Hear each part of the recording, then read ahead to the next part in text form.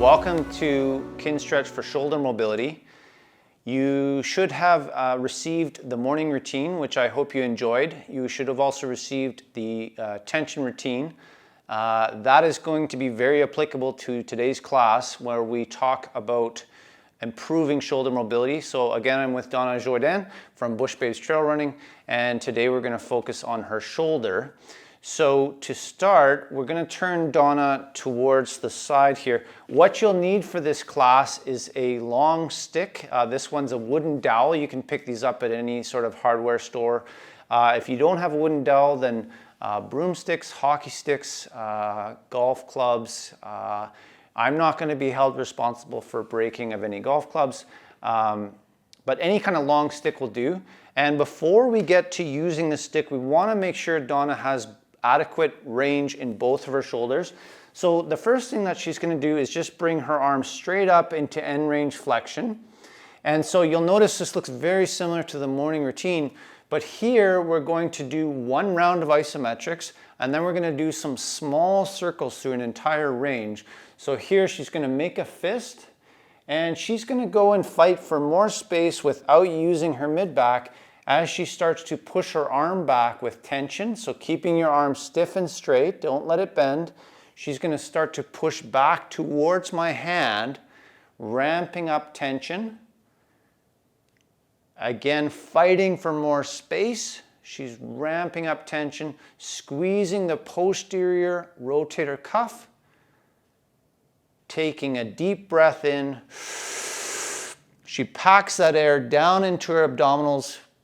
Lots of tension in the body. She's going to maximally push with the safest amount of effort. Push back.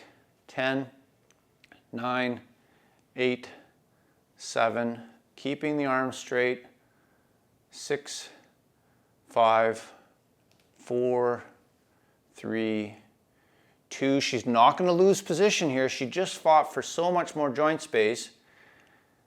She's going to alleviate the tension in the back part of the shoulder, but then she's going to reach up towards the ceiling, trying to get more space out of that. Reach up, hold that. 3, 2, 1. She's going to leave her arm there. Always try to work in the space that you've just earned from the isometric contraction. And here in this position, she's going to start what's called small circles. So she's going to start a rotation of her arm, drawing out a circle the size of a tennis ball, rotating slow and controlled. 1 circle, 2, 3, 4, 5, trying to maintain that end range joint space, and she's going to go the other way.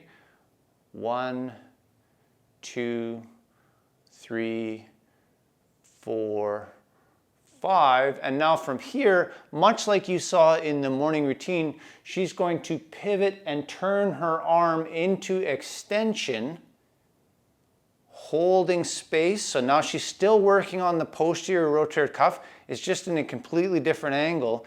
And then here, now she's going to start her contraction by squeezing her arm up towards the ceiling without turning her chest. Lift up, 20% effort. 40% effort, 60%, 80%. Take a deep breath. Squeezing up from the shoulder. She's got more space that she can go fight for.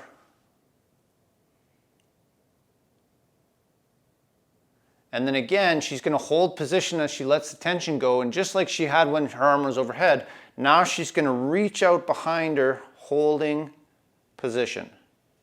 10, 9, 8, 7, 6, 5, 4, 3, 2, 1.5. Hold position.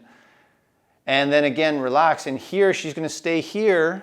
When I say relax, she's relaxed the amount of lift and squeezing out. She's going to do the same small circles here. So 5 one way, 1, 2. Again, as she fatigues, you're going to want to turn. 3, 4, 5. Go back the other way. 1, 2, rotating from the shoulder joint only. Notice the arm stays straight. 4, 5, and then you can bring your arm down and relax. And we'll switch up to the other arm, so lift up. And for this one, you can turn and face the camera, get a different angle. So here she's lifting up, her arm is stiff and straight. She's going to focus on drawing into end range. Once you've found that end range, meaning your arm can't go back any further, you've hit a bit of a roadblock there, that's where you're going to do your work. You're going to try to fight through that roadblock, pushing back behind you, ramping up tension, 40% effort, 60%. Again, focusing on the posterior rotator cuff without tilting through the back, 80%. Deep breath in, push back as hard as you safely can, push. You're fighting for more space in the shoulder. Breathe out. Take another breath in, draw it in. And here you're going to lift up towards the ceiling, trying to maintain space. 3, 2, 1. Keeping your arm there. You're going to start your small circles the size of a tennis ball. 1, 2, 3, 4, 5. Go back the other way. 1, 2, 3, 4, 5. And then from here, she's going to pivot just like we did in the morning routine. Pivot and turn into extension. Holding her arm there without turning her chest. Chest is going to stay straight. She's going to turn right over and start to squeeze her arm up towards the ceiling, ramping up tension, squeezing more, fighting that roadblock, 60% effort, trying not to compensate, 80% effort. Deep breath in, squeeze up as hard as you safely can. Keeping your arm there, you're going to release the tension and you're going to try to reach to the corner, reach. 10, 9, 8, 7, 6, 5, 4, 3, 2, maintain position. And she's going to start her small circles now. 1, 2, slow down. 3, 4, 5. Good. Switch the other way. 1, 2, 3, 4, 5. And then relax back down. Good. So shoulders should be nice and warm by now. Right? Come into a quadruped position facing this way. And now all we're really doing here is changing the angle of which she does things. So now instead of being in a kneeling position, she's in a quadruped. She's just going to go and reach up into the same end range space, making a fist. End range space has now changed. The key here is not to tilt through the thoracic spine. She's going to lift up towards the ceiling without turning her thoracic spine, lifting up, ramping up tension.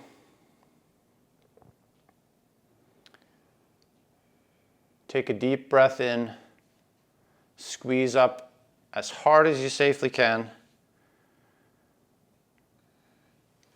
So you're going to hold tension, and then keeping this space here, now she's going to let the tension go, and this time she's going to reach overhead, reach, hold.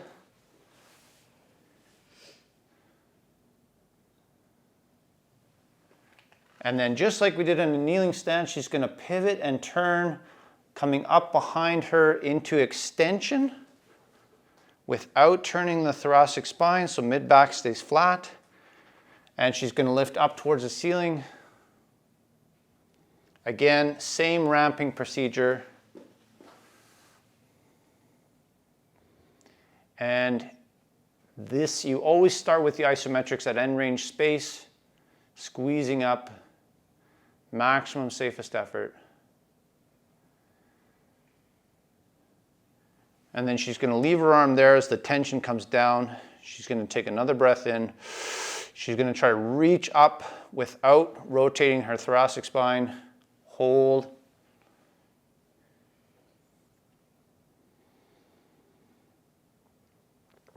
And then gently let your arm back down.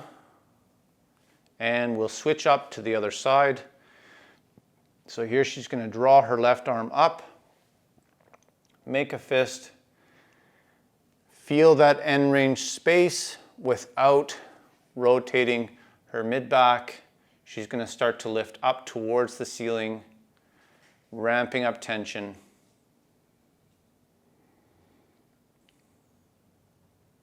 Take a deep breath. Squeeze up. Hold.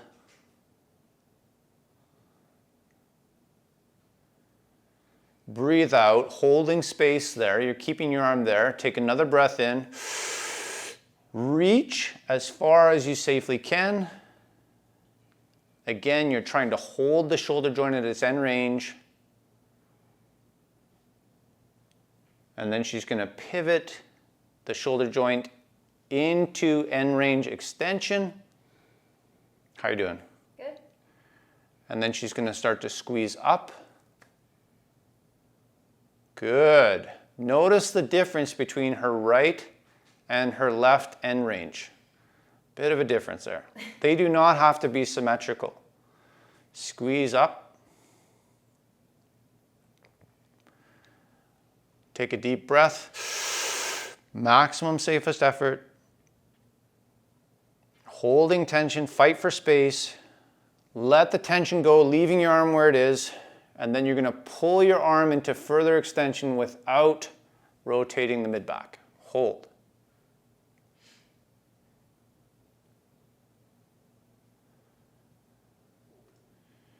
And then slowly relax back down. And then come up into a kneeling stance, face the camera. So by now, your shoulders should be pretty warmed up, have lots of end range capabilities. Here's where the stick is going to come in handy. You're going to hold the stick so that it sits at your waist level, arms straight off to the side. Good. So the stick is sitting at Donna's waist level. Her arm is straight on both sides, and she's got a full grip on the stick. So here we're going to connect. Basically, using the stick, we're going to connect the feedback from the right arm and the left arm, working on both shoulders at the same time. Go ahead and lift the stick overhead. All the way? Go ahead. If you can go all the way, bring it all the way through. Come back around. And what I want you to notice here is, where does the tension come in? Most people get to about here. They feel a line of tension across the front into the pec. This is where you're going to do your work, okay? So you're also at the end range position of the joint. And again, your position might not be the same as Donna's, but you're trying to hold this end range space. And now to work here, you're going to imagine that you're pulling the stick apart, which will generate tension across the front of your chest. So go ahead and start to pull. Don't hit me in the head with the stick. Ramping up tension.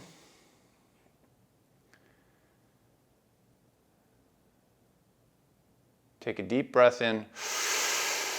Pull apart as hard as you safely can. Pull. Keeping your arms where they are. Let the tension down. And this time, instead of pulling apart, you're going to try to squeeze the stick together. Bonus points if you break the stick. So without bending your arm, you're trying to squeeze your hands together. Squeeze. What if I hit you in the head? Don't hit me in the head. Just stay there. Squeeze. 10.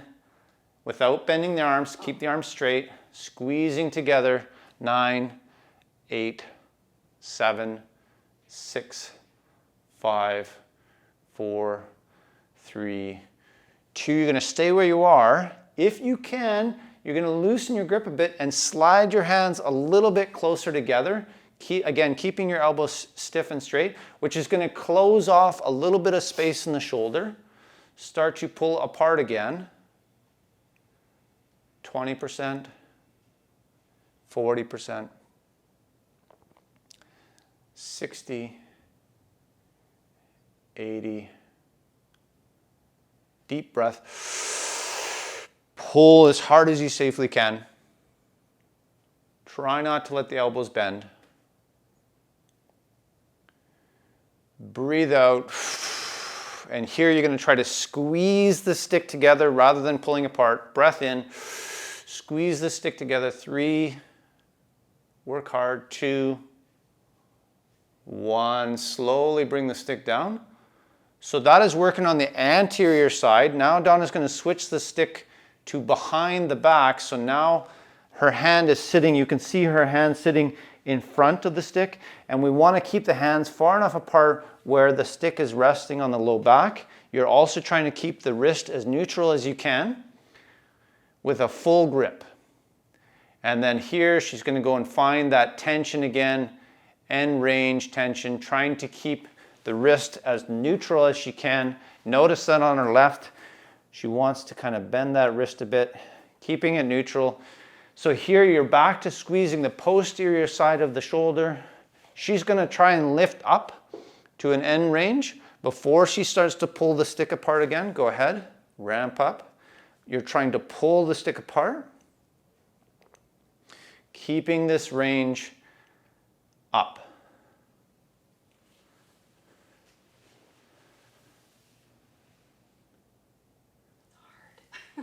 And then from there, she's going to maintain that space. Try to squeeze the stick together. Keep your arms up, fight for that space. There you go. Squeeze. And then if you can, she's just going to loosen her grip a bit, keeping that space. She's going to slide her hands a little bit closer together, make this a little bit more challenging. You're going to have to go and fight for some more space. Lift up as high as you can. Holding that, you're going to find your fatigue is going to want to drop. You're going to want to try to fight through that fatigue. Start to pull the stick apart. Your facial expression says it all. Pull apart, ramping up that isometric contraction.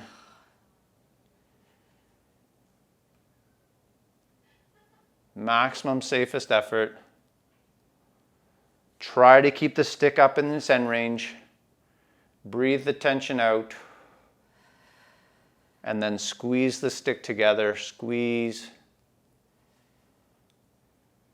Hold. And then slowly lower down. You can let the stick go. So most of the work we've done so far is in end range flexion and extension. And we'll just finish off with some lift-offs using the stick. So bring yourself back into quadruped. And the same position that we had, you're going to hold the stick just like Gandalf would with both hands, one hand on the ground, one hand on the stick. Good, widen your base. Good. And so now you can see that she has the stick. She can get a lot more range out of the shoulder in terms of where her end range is because the stick is connected to the ground. She's getting great feedback in there. She's going to start to drive the stick into the ground without bending her arm or lifting her back. She's going to ramp up tension. Taking that deep breath. Push back. And this is a great exercise for anybody who needs that behind the neck space in their shoulder. Breathe the tension out. Here comes the hard part. Without lifting her back, she's going to take a deep breath in. She's going to try to lift the stick off the ground. Go ahead. Squeeze up. Lift off the ground. Squeeze, squeeze, squeeze, squeeze, squeeze. Hold. There you go. Squeeze. Keep squeezing. Keep squeezing. You didn't know I was going to ask you to do that. Squeeze. Hold. See how she's trying to fight for more space using your thoracic spine. Keep squeezing. And then slowly relax back down. Good. And now she can slide her hand up a little tiny bit. Notice that she could really only lift the stick barely off the ground. That's perfect. Then we know she's at end range. If she's lifting the stick way off the ground, she needs to get to the end range first. Start to push down again. Ramping up tension. Good. 60 to 80%, you're going to get some shaking. That's okay. Take that deep breath in. Push down as hard as you safely can. Breathe out. Now, the first round, she could barely clear the ground. So the second round, we're not expecting massive amounts of space in there unless she goes to try to get it from her mid-back. Take a deep breath in. Try and lift off the ground. Even if it doesn't move, just make it light. 3, 2, 1, and then slowly bring your arm down. Switch up to the other arm.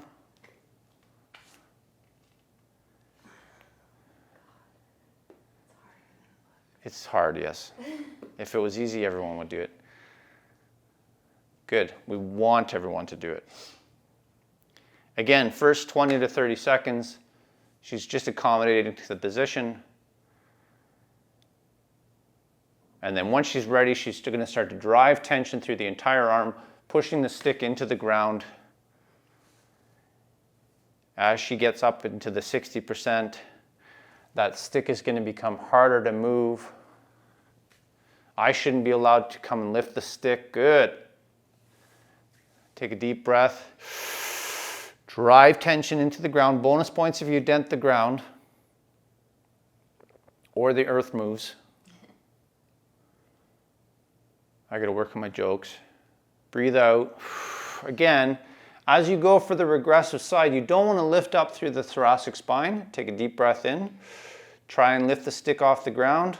Hold, lift and squeeze. Hold. 10, 9, 8, 7, 6, 5, 4, 3, 2, 1. Slowly relax back down. Try to get a tiny bit more space out of that shoulder. And then go ahead with your second round of isometrics. Push down. Ramping up.